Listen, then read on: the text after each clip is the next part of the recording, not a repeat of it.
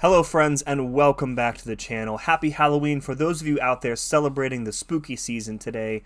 But you know what time it is? It is update time once again in the Battle Realm, and I am back with everything that you need to know about the November 2025 patch for MCOC. Let's jump right in, starting off with number 1, the brand new champions for November. I am very hyped for both of these champions. The first one is Lizard. Lizard is a champion who has been on probably my top 5 most wanted champions list for many years now. I am so excited that we're finally getting him. He looks great. He's got the lab coat. He's got the torn up pants. Looks really, really cool. They teased him a little bit on the official social media. They had like a video clip coming out. I'll probably post up a screenshot here on the screen from that video so we can see here that he's got access to ruptures. That's pretty much a science thing now, it feels like. Also has access to an effect called Retribution. You may recognize that from Spider-Woman. Retribution is kind of like a daunted / power sting effect. It causes a defender to take additional damage during their own specials, whether it's from power stings or from damage over time effects or whatever. Also has access to a tracking debuff. So I'm guessing here that he's going to have poison immunity. The tracking debuff tells me that he's clearly meant to be a Nico Minoru counter. And we definitely need one of those because she is a huge pain on defense if you don't have a good counter for her. Number 2 champ for November is Spider-Man, Pavitr Prabhakar. He is currently available in the double track. If you've paid for the double track, you will get him as a 7-star for free. I don't think right away. I forget when the double track ends. If you pay for the boosters, you can get him faster, but there's usually not much reason to do that. Not much info available out there on him yet. His designer should have been on the live stream that just ended as this video went live. I'm sure that he spent a lot of time showing him off. I've seen the deep dive preview for this guy. He looks very, very cool. The animations are off the charts, as you might expect for somebody like him. Lots more info to come on Pavitr. Very excited to get him because I did end up paying for the double track, and I will be picking him up at some point. All right, number 2, a surprise champion update for Thor, Jane Foster. I feel like this is Jane's like 2nd or 3rd buff now. This time I think it's gonna stick because this buff is pretty good. The same person who did the Mr. Sinister buff did the Thor Jane Foster buff. Really, really strong. Not much info available in the patch notes here, of course. I'm assuming they will have showed her off a bit during the official live stream, but the basic idea with Thor Jane Foster going forward is that you're going to be stacking shocks on yourself. You have a chance to put a shock on yourself with every basic attack, and for every shock on yourself, your attack rating is going to increase, similarly to, I think Electro has like a similar ability. And then you're going to be able to heavy out of a basic combo like Doom, like Chavez, like Gladiator, champs like that. And the shocks are going to give you increased critical rating on your heavy attacks. So those heavies at the end of a combo are really going to do a lot of damage. And you know, she's got that like uppercut with Mjolnir that's really, really cool. The SP1 is going to grant her Fervor, so more access to more shocks. And then her cash out is going to be a special 2 where she actually transfers the shocks from herself onto the defender. So really, really cool. Very easy damage to access. Remains to be seen kind of what utility she's going to have, what meta relevant utility she's going to have. She has access to stagger on that heavy, shock immunity, but other than that, you know, she doesn't have a lot of like modern mystic stuff going on. So I think that she will be a high damage champion if you are a Battlegrounds person and you really need a high damage mystic champion. I think she's going to fit that niche for you, but utility wise I'm not sure that there is enough there for her to see a lot of use in somewhere like Alliance War, but you know, we'll see. Maybe we'll be surprised by that. Okay, number 3 is the Battlegrounds Unranked queue, which is being introduced next season of Battlegrounds, season 34 already. Man, Battlegrounds will now have a permanent unranked queue type. This queue will be open to proven and higher summoners, so again, being targeted towards brand new and lower progressing players, and this will cost energy to enter, so you don't have to worry about earning or paying for Elder's Marks if you're a newer player. And this last line here, the most important thing I think, matchups will now be based on an individual summoner's roster strength. So if you've been playing Battlegrounds for any length of time, you know that the matchmaking can really be bad sometimes, and too often you're seeing players with very underdeveloped rosters getting matched up in the ranked queue with like huge whale rosters. And, that's a really poor experience for those lower ranked players because you have no chance of winning, and you either need to like suck it up and just, stick out the match, or you need to quit out. So hopefully for this unranked queue, matchmaking will be a little bit better. Now, it's not totally clear to me here what roster strength means. If it's something like the sum of the PI of the champions in their deck, or if it's something like, they're comparing like number of rank 4s, number of rank 3s, things like that. Not really sure how this is being calculated, but, we'll have to wait and see if the matchmaking for the unranked queue is at all improved over the ranked queue, because there is a lot of room for improvement when it comes to Battlegrounds matchmaking. Now, when it comes to the ranked queue, ranked matches will now exclusively cost Elder's Marks to enter. This was a change that they ended up backtracking on a month or two ago, if you recall. They were going to get rid of Elder's Marks completely and have Battlegrounds be totally based on energy. That was not a change that I was in support of. I really did not care for using energy. They backtrack on pretty much all of the energy stuff, and they're going to keep Elder's Marks just for the ranked Battlegrounds queue. Elder's Marks can now be exchanged for energy, which is really cool, in a brand new, newly tuned Battleground store. So starting next season, there should be an update to the Battleground store. I haven't seen anything else that's going in here. It's weird that we've kind of swung on the pendulum from what I described as the energy meta, where like the energy costs were starting to skyrocket in the game.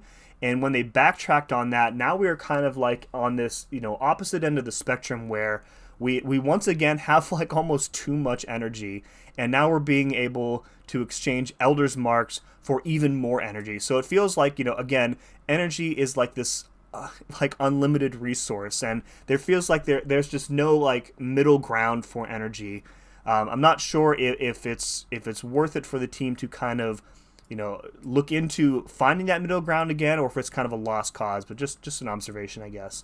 And then ranked matches will also now be accessible to Thronebreaker and higher summoners. So yeah, I'm not totally sure on how the unranked queue is going to affect things like the Battleground solo objectives.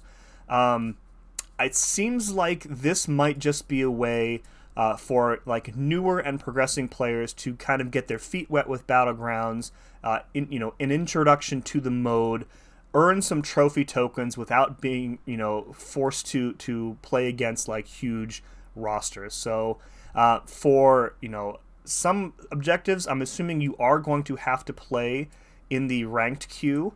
We'll kind of see how that shakes out, but I think in general, this is probably going to be a positive change. If you can give players an area where they can be matched against players who have similar rosters to them, I think that's a huge win, regardless of the other consequences. So we'll see how this plays out. I, of course, don't really care about Battlegrounds, but I do wish that people who enjoy it and want to try it out can do so without being frustrated at the matchmaking. So, okay, number 4 is something called the Cosmic Egg Relic, and I gotta be honest, I have absolutely no clue what this is. They will frequently put stuff in the patch notes where they only like tease it, and then they talk about it in much more detail on the official live stream. I'm assuming that is the case here. So some cosmic force is drawing unusual eggs into the battle realm. None are more unusual than the Cosmic Egg Relic. Its origins and abilities are currently a mystery. Become the envy of the coop and embark on an egg hunt like no other. Now, anything egg-related in MCOC immediately makes me think of Brian Grant. But, he's been away from the game and away from content creation for many months now. And as far as I know, he has no plans to come back. He has made no indication anywhere that I've seen that he is going to come back. He doesn't really show up in the CCP server anymore unless you tag him, and it's like once every few months he'll pop in and say something. But yeah, so I don't know, maybe this is Kabam trying to like lure him back into the game. They've done stuff, they've put stuff in the game very specific to him before. So this would not surprise me if they added like an entire event into the game specifically to get Brian to come back. That wouldn't surprise me at all. But, we'll kind of have to wait and see what this is. Cosmic Egg, you're thinking Venom the Duck. Venom the Duck is already in the game. He's already a 7-star. He's arguably the worst 7-star in the game right now. So maybe this is leading up to like a huge Venom the Duck buff, which they promised us way back when the original 7-star base pool came out and Venom the Duck was in it. They were like, Venom the Duck and Sauron are going to have priority for buffs, and that has obviously not materialized yet. So maybe it's finally time for Venom the Duck to get some love. Is Brian coming back? Who knows? We'll see. All right, we're going to go ahead and skip over the EQ and side quest stuff, and we're going to move down here to, what number are we on? Number 5, the Alliance War Showcase.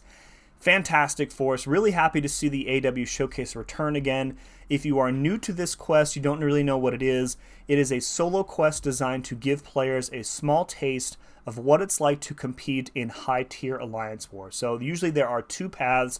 One path features a lot of non-tactic meta defenders, or rather defenders that were meta during those 2 seasons of Alliance War. So they will have nodes from the Elite Alliance War map, and then the other path will feature a lot of tactic defenders, meta tactic defenders from those 2 seasons in Alliance War. So the defense tactic from those 2 seasons was called Fantastic.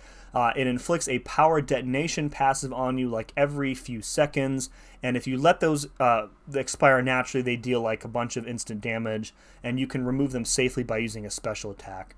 So if you go in without a counter, you have no way of preventing this damage unless you have access to a ton of specials, and you end up just kind of killing yourself with that detonation damage. The attack tactic allows you to pause those detonations on you and anytime you would gain a buff or inflict a debuff on the defender. So this allows you to kind of hold out long enough to gain power for a special and safely remove those power detonation passives. So really fun tactic. If you are looking for champs to rank up specifically for this quest, my most used attackers during these 2 seasons of Alliance War, I would say, were Spider-Woman. Scream was really, really good. Lots of buffs, lots of debuffs on Scream. Carolina Dean, also very good. I-Bomb, if you have an I-Bomb, he was pretty good. And Leader was also very good as well. The pool is full of really good attacker options. I think Nefaria is in there. A lot of people really like Count Nefaria. Phoenix is in there as well. Phoenix has a lot of buffs and access to a lot of debuffs as well. So a lot of really good options for the showcase. We'll see, how cruel they are with defenders in this version of the quest, but either way, I'm looking forward to it. Now, for the past few times that they've introduced the AW showcase, it's kind of also come along with these like class quests where it's a bunch of defenders from the same class. These are much easier than the showcase itself. And they're saying that the class quests associated with this showcase will also introduce a new fight component, affect areas, as the central mechanic for the ramping node. So in the past, you would just ramp.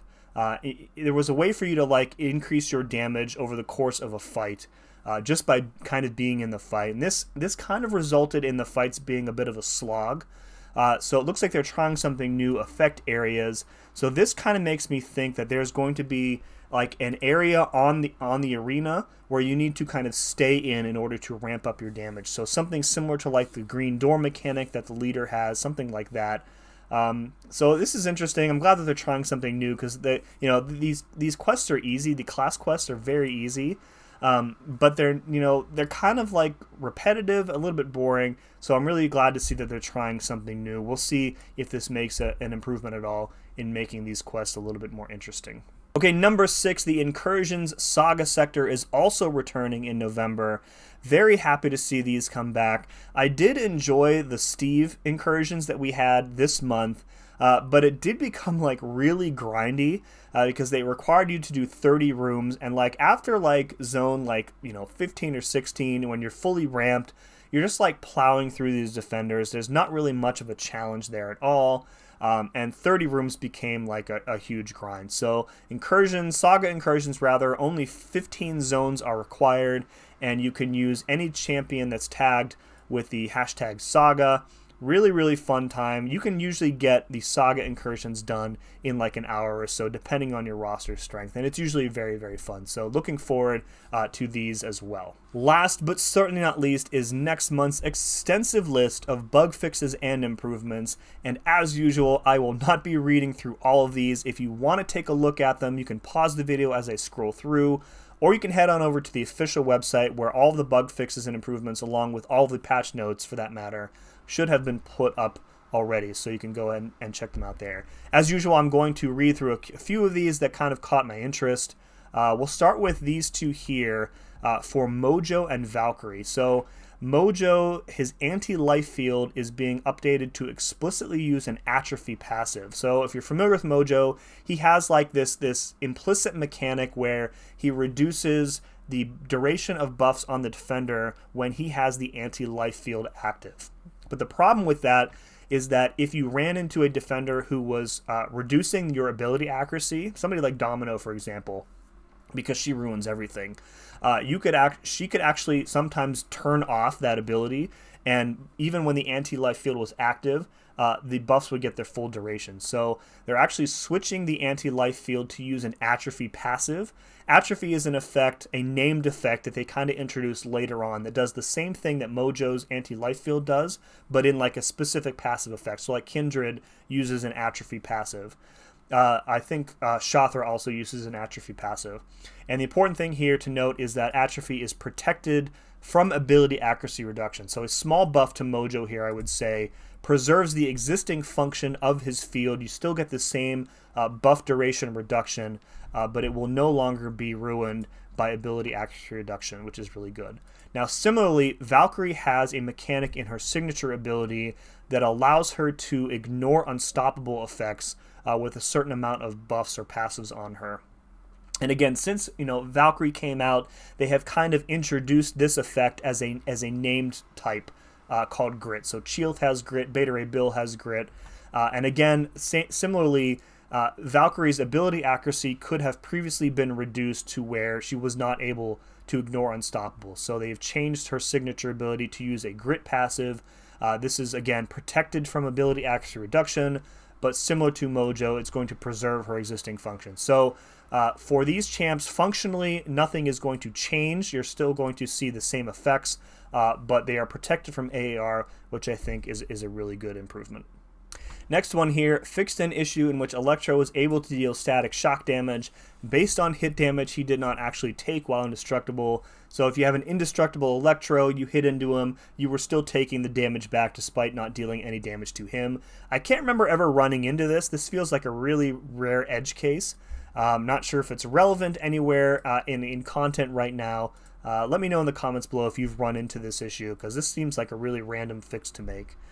Next one, fixed an issue where Silver Sable's mines were not properly removed on defense. I ran into this quite a bit, and I didn't actually realize that it was a bug. Like I had this like weird dissonance where I was knocking her down over her mines, which is how you're supposed to get them removed, but they weren't being removed at all. And I kept going between like the game and like the info page on Conchu's Ankh, and I'm like, why isn't this working? And I had assumed that I was doing something incorrect. Turns out it was just a bug. So hopefully the mines will now be correctly removed when you knock her over them with like a heavy attack or a special attack. Okay, and last but certainly not least, we're going to take a look at the last one in the list here, and this one I find the most interesting, and I'll talk about why in just a moment here. So it says fixed multiple issues with Cassie Lang, and there is a half a page of bug fixes specific to her, culminating with fixed various issues with her scaling breaking. Surely that's all of them now, right? Probably not, but we can hope, can't we? Now, what I find most interesting about this is that you typically don't see this amount of bug fixes for a specific champion in MCOC unless they are about to be released at the next rarity. Cassie Lang, not currently available at 7-star rarity. There are a lot of people who have been waiting very patiently for her to be released as a 7-star. I know in my own alliance, my battle group, Secret Warrior, probably the biggest Cassie Lang fan I know, he has been practically begging for 7-star Cassie for like a year or more now. And this amount of bug fixes for her in particular tells me that she is about to be introduced to the game as a 7-star. Now, how that introduction is going to work is anybody's guess. We do have the banquet coming up next month in December, and usually the banquet is associated with a pool of champions, a pool of 6 champions, one from each class, that are being introduced to the game as a 7-star for the first time. So Cassie Lang could very much be the science representative in that pool, or she could be something like a double track champion in the next coming months, or a web track champion in the next few months as well. But either way, I think that this section here is a very strong indicator that Cassie Lang is about to be released imminently as a 7-star. Now, in recent months, we've had a bunch of other champions who have either received buffs or received bug fixes that still don't yet exist as 7-stars. So Yondu got a nice buff. He is not a 7-star yet. Rhino just got buffed, also not a 7-star. Jane Foster just got buffed this month, not a 7-star. And X23, that buff is being worked on currently. I don't know the timeline on that, but that one was voted on by the community and is not really a surprise to anybody. So a lot of pretty interesting possibilities for the banquet pool if we get a banquet pool this year. But I think Cassie Lang, again, almost assuredly is coming to the game as a 7-star in the next few months. That's going to do it for another month of patch notes, folks. Let me know what you are most excited about in November. For me, I'm typically excited about content, and I do enjoy like the AW showcase whenever that is introduced. But I think for me, the champions for November are what I am most interested in. Like Lizard, again, one of my most wanted champions in the game. Spider-Man Pavitr Prabhakar looks really, really cool. And the buff to Jane Foster, I'm actually really intrigued by. My roster is pretty broad, pretty developed, so I don't actually feel like I need a lot of like really niche utility. So I feel like I can afford to rank up Jane Foster if she proves to be really fun to play. So these champions for me are the thing that I'm most excited about for next month. Let me know in the comments below what suits your fancy for November. And as always, thank you very much for watching. See you again next time.